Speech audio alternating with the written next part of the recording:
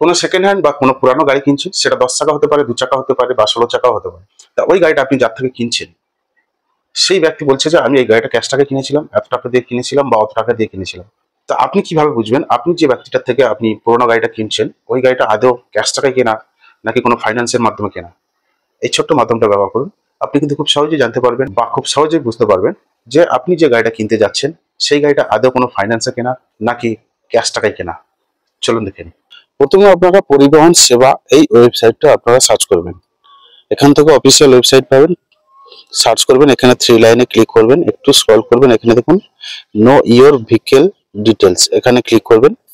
এখান থেকে আপনাদের মোবাইল নাম্বার দিয়ে এই ক্যাপচাটা দিয়ে একটা নাম দিয়ে প্রথমে একটা আপনাদের অ্যাকাউন্ট ক্রিয়েট করতে হবে।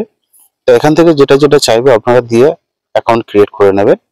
অ্যাকাউন্ট ক্রিয়েট করে নেওয়ার পরে ঠিক এরকম একটা ইন্টারফেস হবে।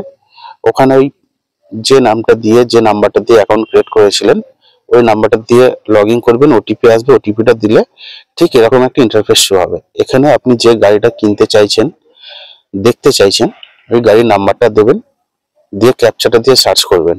এখানে গাড়ির সমস্ত ডিটেলস এখানে পেয়ে যাবেন। ওই গাড়িটা লোন নিয়ে নেওয়া নাকি আপনার ক্যাশ টাকা দিয়ে কেনা সেটা আপনারা এখান থেকে দেখতে পারবেন। ফাইন্যান্স দেখছেন এখানে ইয়েস, তার মানে এই গাড়িটা ফাইন্যান্সে নেওয়া। যদি ফাইন্যান্স ক্লোজ হয়ে থাকে তাহলে এখানে ফাইন্যান্স ইয়েসের জায়গায় ক্লোজ লেখা থাকবে। ধন্যবাদ।